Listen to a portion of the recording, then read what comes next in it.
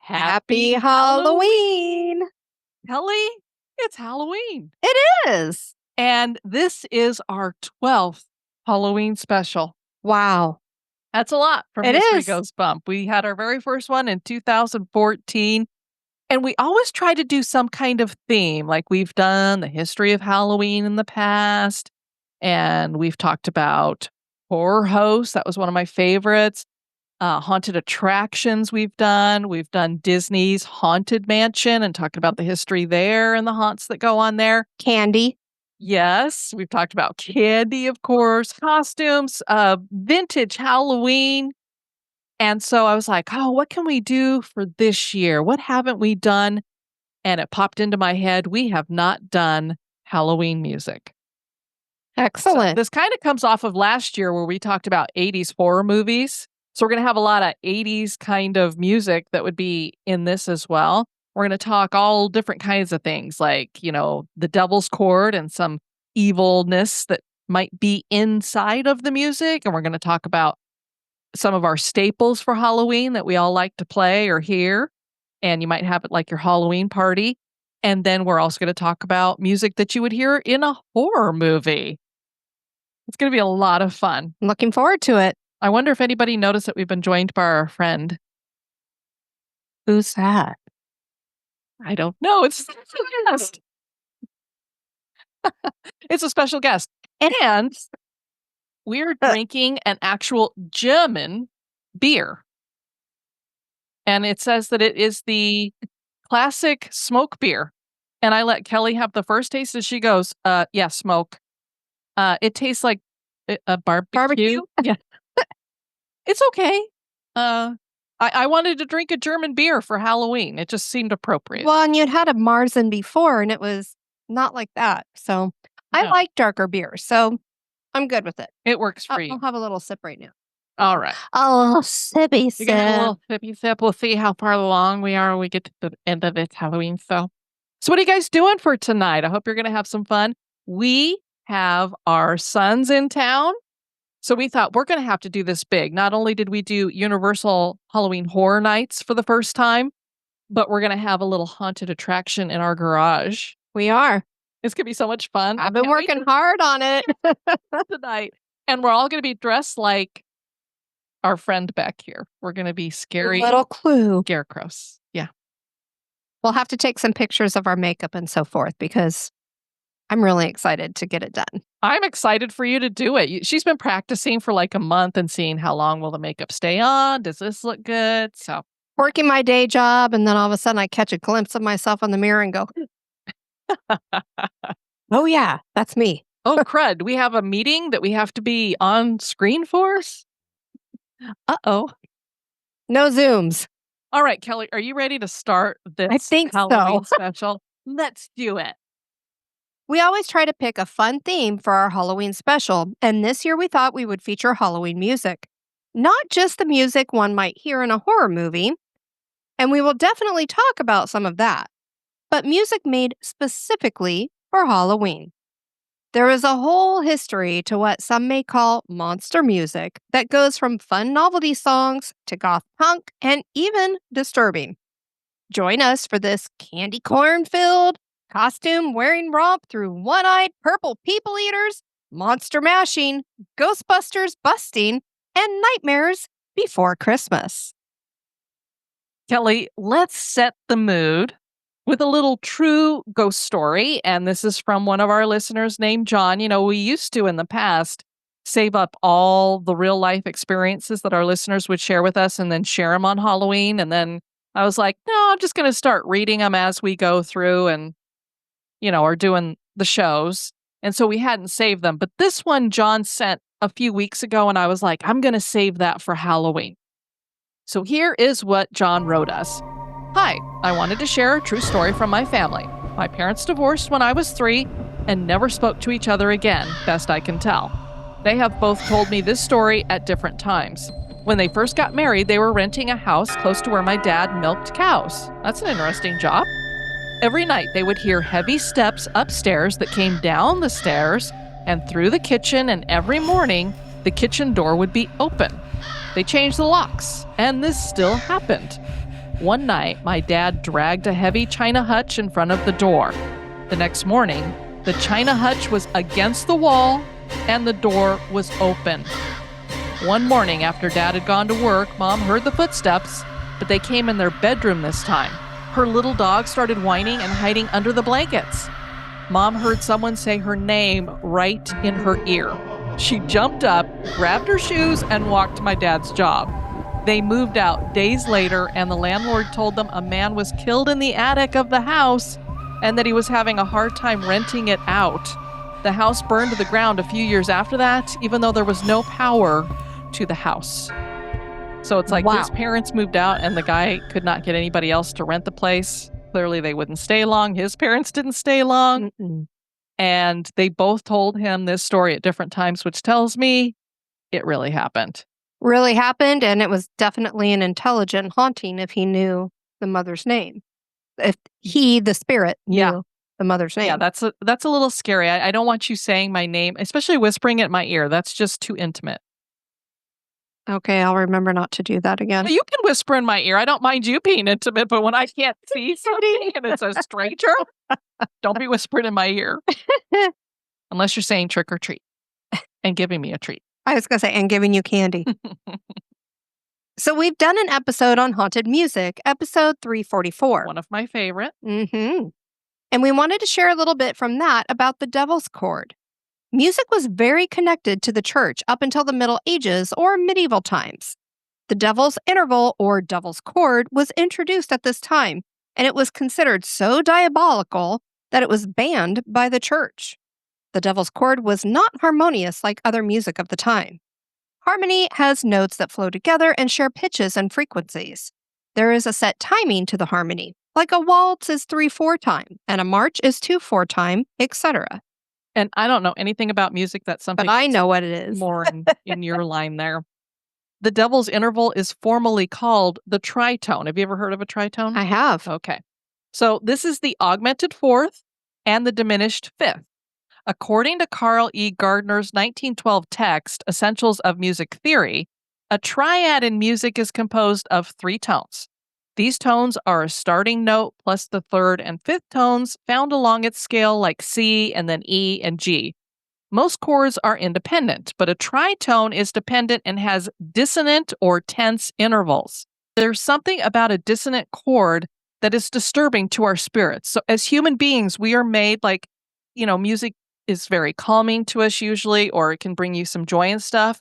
But when we hear this, the devil's interval or the devil's chord, it's your spirit, it's your soul, it's something deep inside you. It's disturbed by it. There's something not right about it. That's why musical scores are so important to horror movies, and especially psychological horror movies. Exactly. If a composition ends with a tritone, it is unforgettable. And in a singing composition, it is nearly impossible for any singer, regardless of talent, to sing. So it's like a singer can't even get to whatever this. You can't imitate it. Is. Thus, any piece of music with the devil's interval is thought to be creepy and chilling. Because of all of this, the church banned it and called it Diabolus in Musica. John Sloboda, a professor of music psychology at London's Guildhall School of Music and Drama, was interviewed on NPR in 2012, and he explained how it is that the devil's interval is disturbing, saying, "Our brains are wired to pick up the music that we expect, and generally music is consonant rather than dissonant. So we expect a nice chord. So when that chord is not quite what we expect, it gives you a little bit of an emotional frisson because it's strange and unexpected. Many composers have used the devil's chord throughout history. Wagner's opera, Tristan und Isolde, has the tritone in its prelude and kind of goes with our beer. For this reason, it is sometimes called the Tristan chord. This incorporates the notes F, B, D sharp, and G sharp. Wagner's Götterdämmerung also has the chord and some terrifying imagery, which will also become a part of performances of the Devil's Interval. In this opera, there's a scene that has drums and timpani and feels evil with a scene playing out what seems to be a black mass. Beethoven has it in his Piano Sonata number 18 and Fidelio. Michael Tippett's Second Symphony features the tritone prominently. Camille Saint-Saëns' Danse Macabre was a salute to the dead coming alive at Halloween and first performed in 1875. I love this piece. It is so cool. 2. Hungarian composer Franz Liszt used the tritone scale and images of devils playing violins and dancing in his Mephisto waltzes. And we just talked about Franz Liszt in a recent episode, Liberace. This was the one that he swore haunted the piano that he owned that used to be Linz's. Jazzmen used the devil's chord throughout the 40s and 50s and even had a hand signal to pay homage to what they called the flattened fifth. This was a high five, but with the thumb folded into the palm. Is that what it is? Yep, that's what I did. That's what I did. I guess that's what it is. And the musician would call out, is it Ulia Kuman? Ulia Kuman. When singing the tritone, jazz performers would sing with a false chord technique that came off as just a sound like a scream or growl. Metal singers do the same thing today. In our modern era, one can hear it in Jimi Hendrix's Purple Haze, Black Sabbath songs, Rush's YYZ, the song Maria in West Side Story, Busta Rhymes' Woo-Ha, Got Y'all in Check, The Simpsons theme song, and death metal music. And since we're talking about screaming there, we should probably talk about Screamin' Jay Hawkins and his song, I Put a Spell on You. Kelly, you and I really enjoy listening to the Professor of Rock. He has a podcast that's called Professor of Rock, or you can watch him on YouTube. I do both. And my friend, Jerry Pauly, most of you know him from Hillbilly Horror Stories, totally turned me on to him. And I just love this guy. He is so good. And you could tell he loves music like we love haunted historic locations. It's just you can't fake it. And so it's really cool. So we heard this information from the Professor of Rock. Screamin' Jay Hawkins didn't start out as this shock rock ghoul who would come out on stage like a voodoo priest that looked half crazed. He actually wanted to be an opera singer, but instead he learned how to play the piano and started fronting blues bands. The guys in the band would be drinking while they were performing, and this got Jay into howling, and the audiences loved it. In the mid-1950s, Jay wrote a love song called I Put a Spell on You. It was this lovesick ballad. Hawkins' band entered the recording studio and did a little rehearsal, and the producer was dissatisfied with the sound. He knew that Jay and the band were good at cutting loose on stage, and so he told Jay that the song sounded stiff, and he wanted them to play it like they would on stage. Well, Jay didn't know what to do because the band was drunk when they did that kind of thing on stage, so he's like, I don't know how to reproduce that. When he told the producer, Arnold Maxon, that, Maxon got a bright idea to create the right conditions. He went out and got some ribs and fried chicken and a ton of booze. He told the band to eat and drink up, and they all got hammered. Then they recorded the song, and Jay grunted and howled and hollered through the whole thing like a madman, and it was a gold recording that day. And today, it is a Halloween staple. I just think that's hilarious. And I mean, we've had people who have covered it and done it kind of as the standard that it should be without all the, howling and everything in it. But it's just great how that came off. And I was like, oh, it makes sense that they were totally hammered when they were doing that. And he literally, Screamin' Jay Hawkins, listened back to it the next day and he's like, that was me? What? He didn't even recognize himself, but clearly he embraced what he created there because then he went out on stage as this voodoo kind of priest and all done up with his costume and stuff. Spooky Little Halloween is a great account to follow on Instagram, and she has a great website. She joined us on one of the Halloween specials in the past. One of our favorite things that she does is putting together these playlists on Spotify. A staple of those lists are novelty songs. Several novelty songs have Halloween theming or topics that fit perfectly with Halloween. There's Purple People Eater. Sheb Woolley created the Purple People Eater song in 1958. He was more of a honky-tonk kind of guy who wrote cowboy songs and appeared in Western films. He sure changed that with this song. Part of the song features the People Eater's voice and a saxophone solo through a horn in his head, and this was created by recording a normal voice and sax solo and later speeding up the tape. That same technique brought us Alvin and the Chipmunks. I'm not surprised. I actually performed the Purple People Eater for a elementary school talent show with a couple of my girlfriends. Oh, very cool. There's Little Red Riding Hood by Sam the Sham and the Pharaohs. This song came out in 1966 and features the perspective of the big bad wolf. And thankfully, he seems more interested in a date than making her a meal. In more recent years, there was the Fresh Prince and DJ Jazzy Jeff's Nightmare on My Street. And the more obscure Then She Bit Me. And here's a little bit of that one that people probably have not heard before. There she is, what a doll. No, that's Chucky from Child's Play.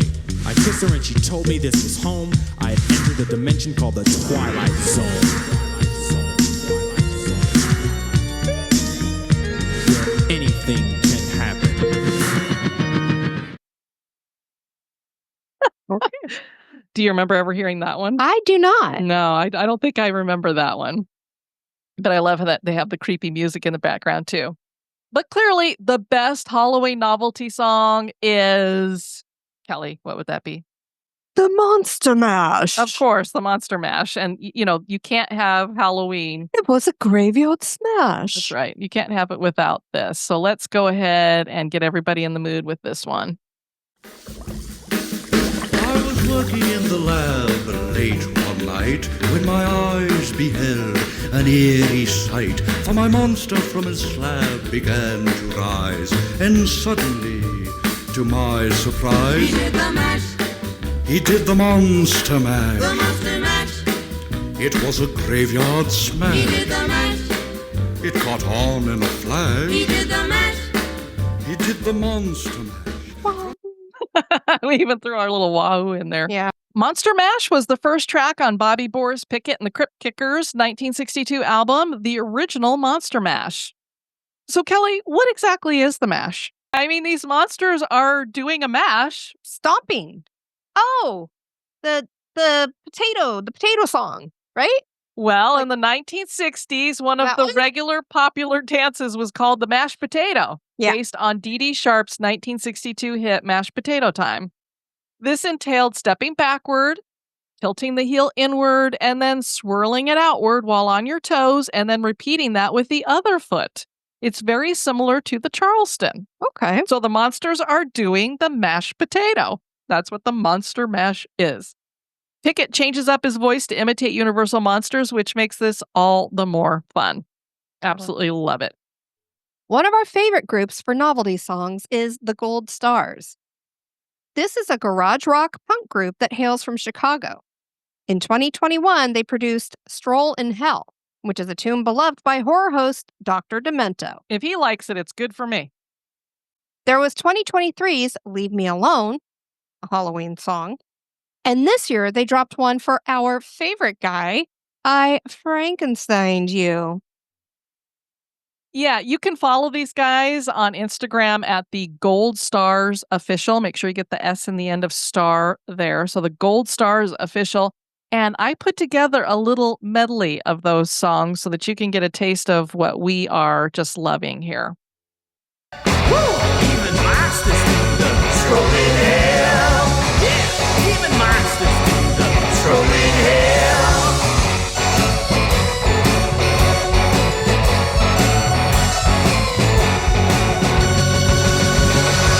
She's a woman, she ain't my hand.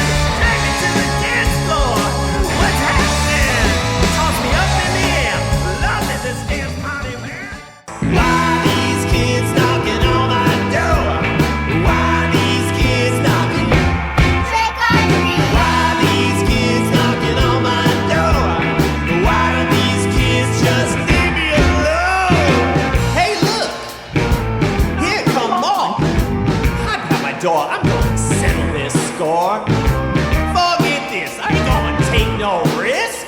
Well, my damn parliament's gonna hear about this.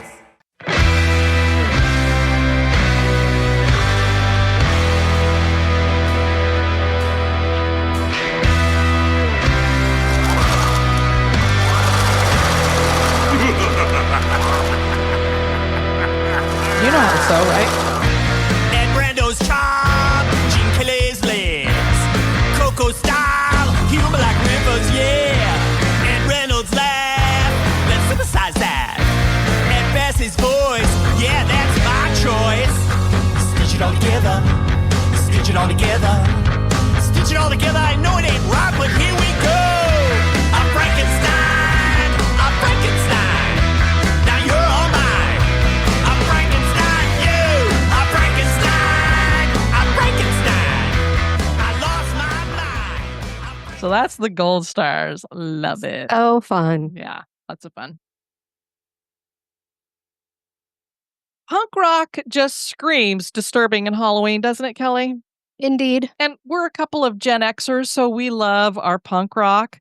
The Misfits produced their own song about Halloween. Did you know that, Kelly? I don't recall that one. I'm sure I'll remember it as soon as I hear it. All right, we're going to go ahead and share that with everyone. And so some of you youngsters definitely have probably not heard this. Here you go.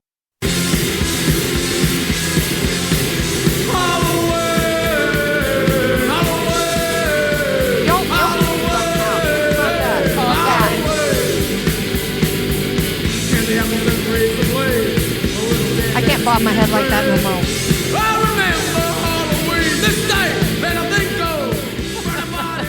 I need to go to the chiropractor. I was just telling everybody I love them. Yeah. There are a handful of songs that are just staples on any Halloween playlist. So think in your heads like, it's Halloween, other than Monster Mash, like what song do you have to hear on Halloween? It goes with that. Kelly, I think one of the top ones that should come up in anybody's list would be, what are we into here? Ghosts. So Ghostbusters? Ghostbusters. This was a song that was written and performed by Ray Parker Jr. There's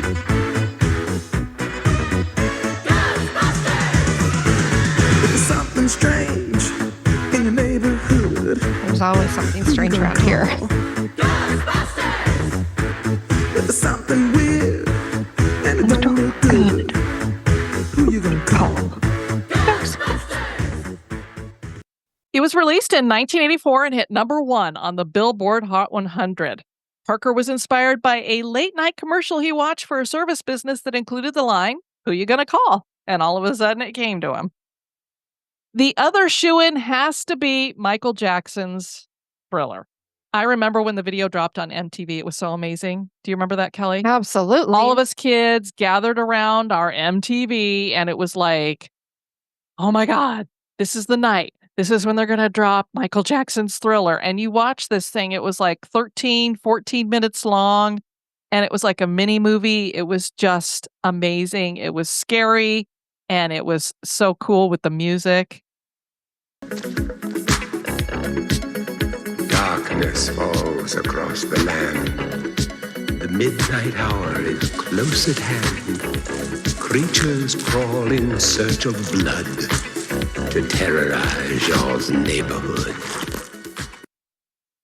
And that just made it. I mean, when you put Vincent Price in anything, that's why we don't play those clips anymore on the show, but we'd have those little sound stingers or bumpers that we would throw in there. And the voiceover guy that I hired to do it, I told him I want a Vincent Price laugh in there somewhere. And so that's why we had that little Vincent Price laugh that would show up every so often. Thriller is a disco funk song, and it was produced by Quincy Jones and was written by Rod Temperton. The song was meant to be reminiscent of film music. The addition of Vincent Price for the spoken word sequence was a brilliant move. He recorded it in 3 different parts, and Quincy Jones was just like, that was so amazing. He just loved it. The song was released in 1983 and eventually reached #4 on the Billboard Hot 100. The song is one of the best-selling singles of all time. The music video was made when Thriller began to slump on the charts. They were like, what can we do to boost it again? Well, that boosted it all right. John Landis, who directed An American Werewolf in London, great movie, helmed the video and he wrote it with Jackson. The music video doubled sales of Thriller, and the zombie dance is popular in movies and on dance floors around Halloween. The Nightmare Before Christmas gave us This Is Halloween, and again, a perfect song for the holiday. Danny Elfman wrote and performed the song, and the citizens of Halloween Town sing it. It's been covered by various bands. Another one of my favorites. I just love this song. Halloween, this is Halloween, this is Halloween. Pumpkins scream in the dead of night. This is Halloween, everybody make a scene, trick or treat, till the neighbors gonna die.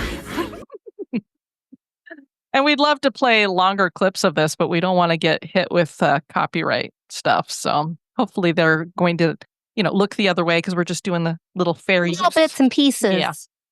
Warren Zevon wrote Werewolves of London with Leroy Marinell and Waddy Wachtel, and Zevon sang it with Mick Fleetwood playing drums and John McVie on bass. So it's kind of like Fleetwood Mac.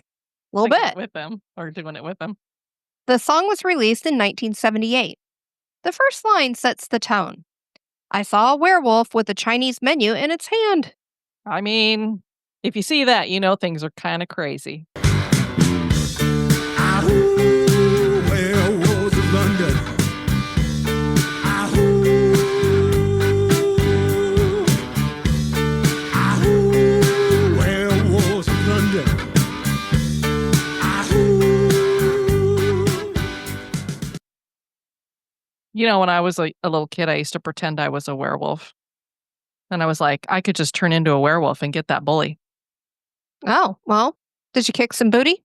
I should have. Time Warp is a song from the 1973 rock musical, The Rocky Horror Show. That also was used in the 1975 film, The Rocky Horror Picture Show.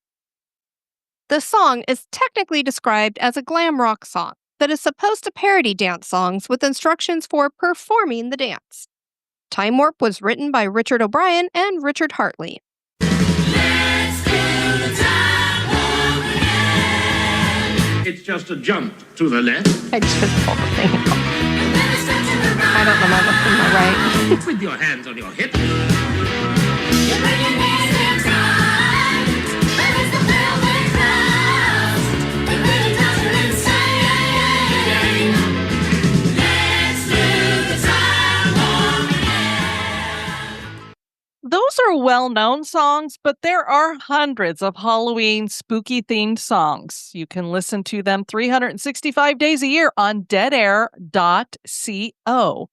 I highly encourage you guys to check out that website. It has some great tunes on it. There's also SiriusXM has their little Halloween channel during this time for a couple of weeks. I've been listening to that as well. One that I was reminded of the other day on there is one of my most favorite songs of all time. It is Hell by Squirrel Nut Zippers. I mean, the name right there, but it is the kind of music that I just love. And the fact that it's got the theming to go with it, that's, hell, it's just perfect. In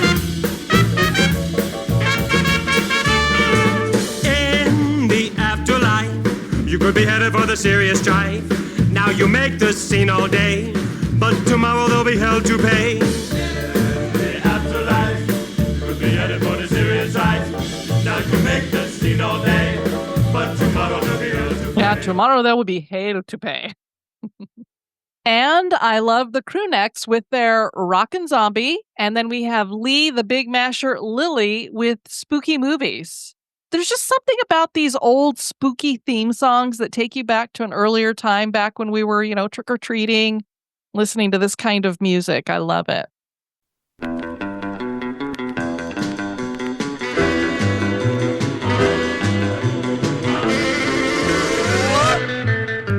One night as I was walking past the cemetery, I saw a little girl, she's a-walking towards me. So I made the scene and I went to see it. I got a look at a real zombie. Oh, boy. That girl ain't no girl. She's a zombie. Saturday night, go to a show. I sit way down in front in the second row. I gaze her eyes upon the screen. The next thing we know, everybody screams. A spooky movie, spooky movies. So much fun. We hope this is getting you all in the mood for Halloween tonight.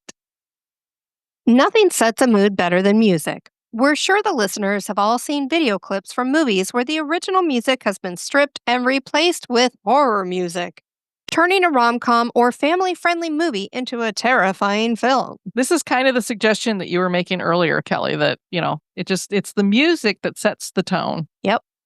Some of the best Halloween music comes from horror movies, with the supreme example being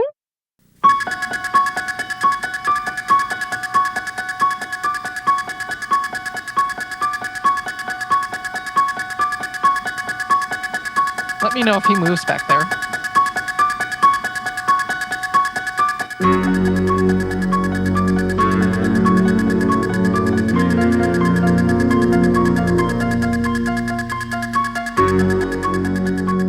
Man, I love that song. It is so great. everybody knows that music, and it immediately gets your heart pumping. You want to look around, as we did, Yes, we did. because surely something is after you.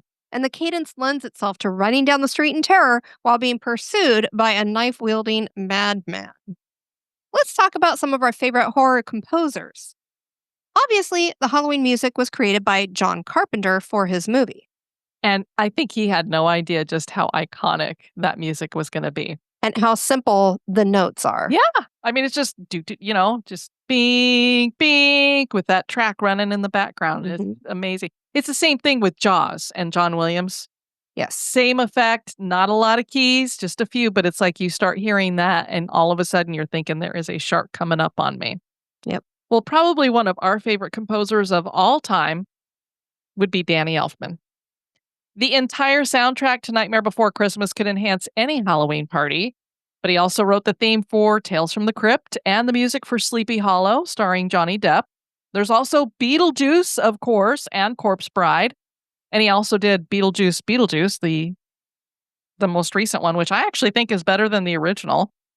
Elfman's initial fame came as frontman to the New Wave band, which I absolutely loved. So the fact that he jumped into film composing was just great. I mean, I loved Oingo Boingo, Dead Man's Party, Weird Science, and now he's making film scores, and he is so good at it. He moved into film scoring in 1985 when Tim Burton asked him to do the music for Pee-wee's Big Adventure. Elfman was hesitant because he honestly had no idea how to do that.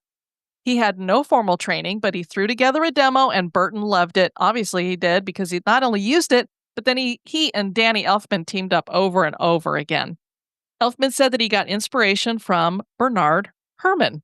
And so that means we should probably talk about Bernard Herrmann, who is another huge favorite of mine, because one of my favorite on my top, it's definitely my top 10 horror movies. Could be top 5, Psycho. Bernard Herrmann was born in 1911, and music critic Alex Ross wrote of Herrmann, over 4 decades, he revolutionized movie scoring by abandoning the illustrative musical techniques that dominated Hollywood in the 1930s and imposing his own peculiar harmonic and rhythmic vocabulary. He was definitely innovative. The best example of this is his score for Psycho.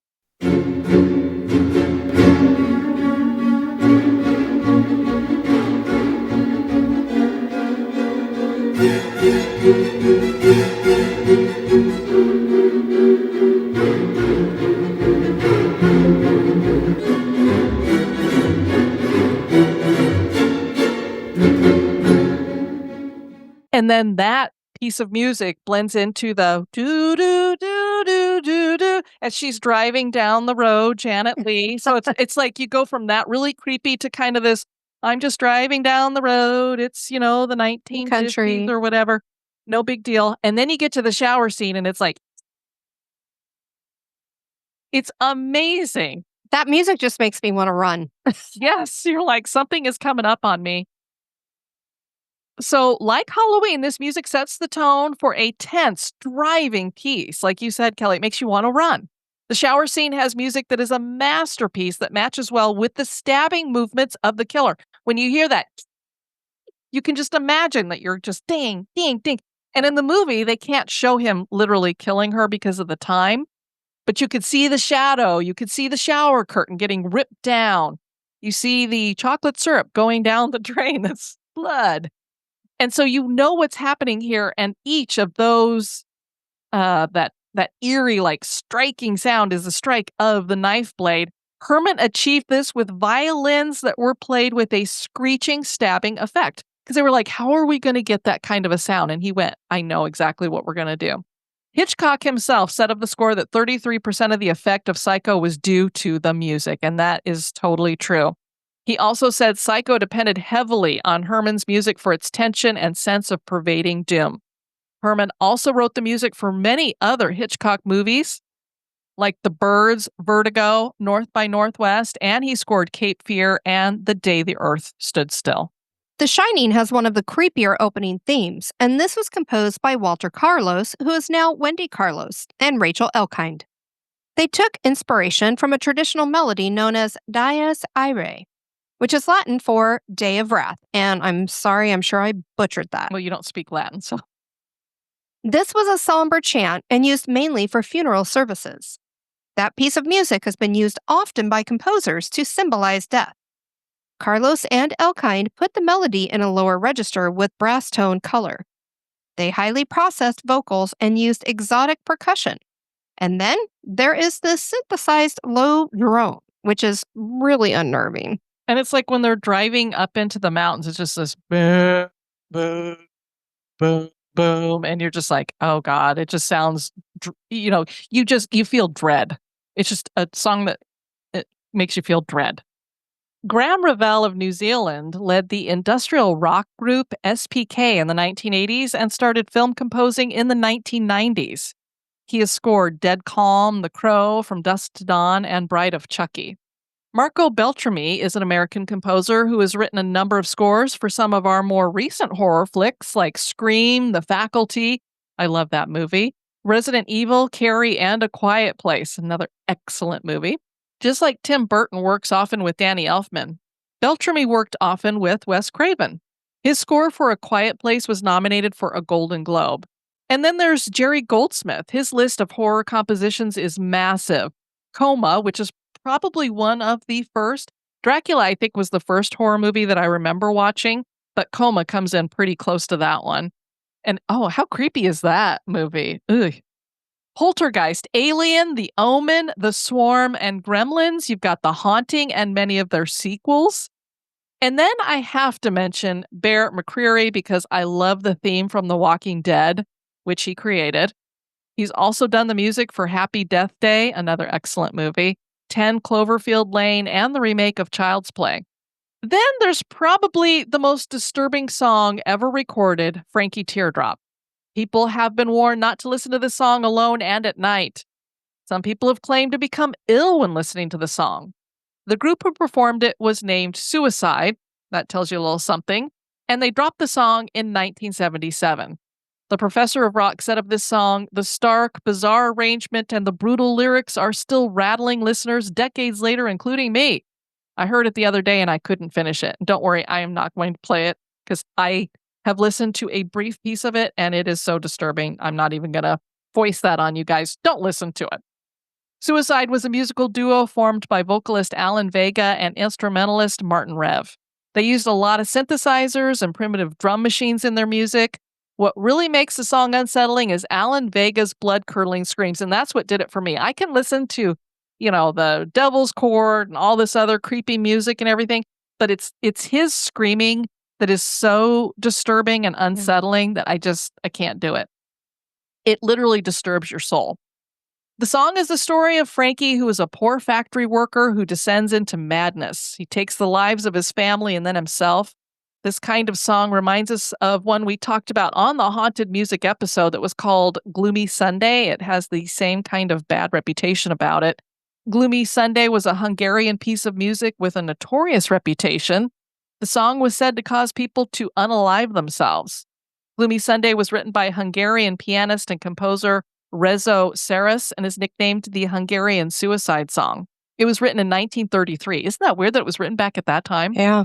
The original lyrics were written as if the world was ending and reflected the despair about war and people's sins.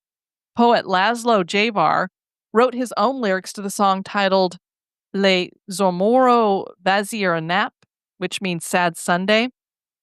The protagonist wants to commit suicide because his lover has died. More people remember those lyrics. Gloomy Sunday was first recorded in English by Hal Kemp in 1936 with lyrics by Sam M. Lewis. Billie Holiday performed it in 1941, making it incredibly popular.